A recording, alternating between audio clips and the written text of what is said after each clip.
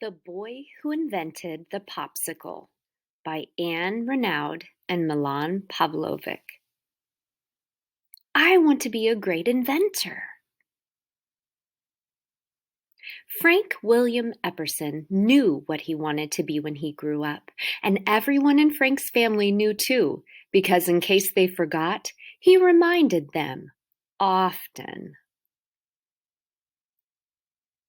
When not busy with his schoolwork or chores, Frank could be found adventuring with his brother Cray, practicing his cornet, or learning magic tricks. He also pondered important questions. Do goldfish sleep? Do ants have ears? Do woodpeckers get headaches from pecking all day? But Frank's favorite pastime was inventing, and to invent, Frank knew he had to experiment. So off he would go to his laboratory, his back porch.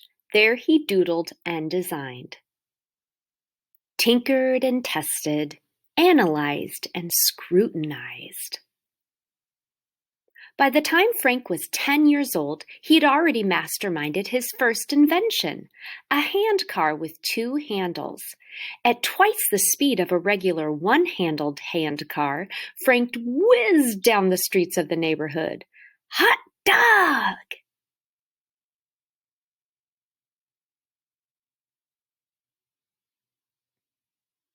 Frank also experimented with liquids. Now here's an experiment that you can do yourself at home. Why won't they play together? How to do your own experiment with liquids. If you'd like to try this experiment, you can pause this video right here and try this experiment in your house.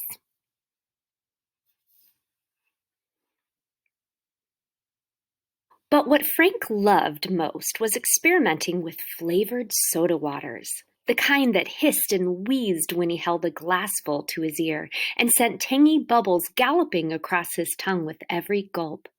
Frank had his heart set on inventing the yummiest, most thirst-quenching, lip-smacking soda water drink ever. So off Frank would go to the corner store to buy the flavored soda water powders he needed for his experiments, often with his little brother Cray tagging along. Hey, Big Up! Hi, Little Ep! Cray was a handy taster for Frank's concoctions. Some of his attempts were unsuccessful. You could even say they were disastrous. But Frank just kept on trying. Here's another science experiment that you can try at home. If you want to pause this video right here, you can do this with materials you have right in your own house. One day, Frank and the other children in his neighborhood decided to build a miniature amusement park. There was a theater, a merry-go-round, and a scenic railway. Frank was assigned the soda water stand, which suited him just fine. He could share his soda water creations with all his friends.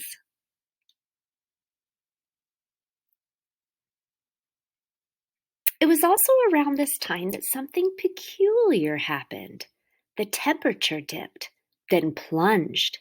This would not have been unusual had Frank lived in Moose Jaw, Saskatchewan, or Pocatello, Idaho, where it could be bitterly cold in winter. But he lived in San Francisco, California, where only rarely did the temperature drop below freezing. So Frank tried another experiment. He left a glass of flavored soda water outside overnight. I wonder what this drink will taste like frozen.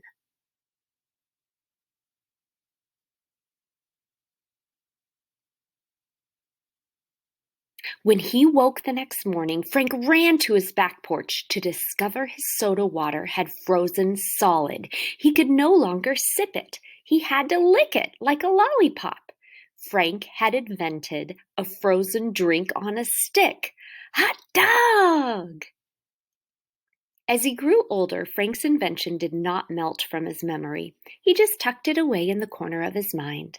And there it stayed while he and his sweetheart, Mary Frances, began raising their gaggle of children. But when Frank noticed more and more people eating chocolate-covered ice cream bars, Off he went to his laboratory, now his garage, to experiment. Could I make money with my frozen drink invention? What if I used fruit juices? Frank found a way to make many of his drinks on a stick at the same time, with test tubes to mold them, wooden sticks to hold them, and a cool way to freeze them. Hot dog! For Frank's drinks on a stick to freeze, they had to be cold, very cold, colder than 0 Celsius or 32 degrees Fahrenheit, the freezing point of water. Why?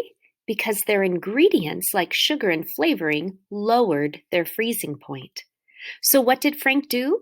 He built a freezing box that held dozens of test tubes suspended in a mixture of crushed ice and salt. Frank knew that salt lowered the freezing point of water, and that salty water froze at a much lower temperature than plain tap water. The salt and ice mixture would be colder than 0 degrees Celsius or 32 degrees Fahrenheit. Here's another science experiment that you could do at home. Just pause the video if you want to do this one. Frank's drinks on a stick also had to freeze quickly. If they froze too slowly, the sugar and flavoring, which were heavier than water, settled at the bottom of the test tubes, leaving just flavorless frozen water at the top. Frank wanted his treats to have the same tasty flavor throughout. The salt and crushed ice mixture surrounding the test tubes was so cold it froze the liquid inside the tubes in minutes. Frozen already? Here's another science experiment. Just pause the video if you want to try this one at home. Frank named his invention the Popsicle and began selling it for a nickel at county fairs and beaches. In the evenings, his children helped him roll the nickels he had earned. Frank had a clever way to encourage shop owners to sell his frozen treats.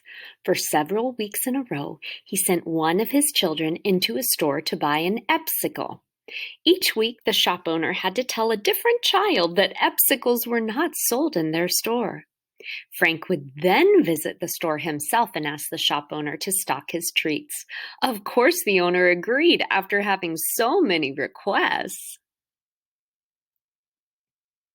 Frank's children were always keen to sample their father's confections.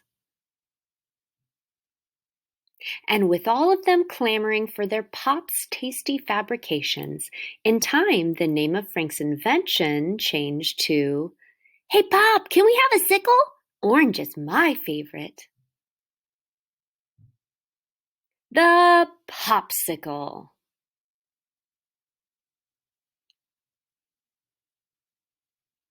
If you'd like to read about Frank Epperson and his real-life story, you can pause right here and read this with your mom and dad.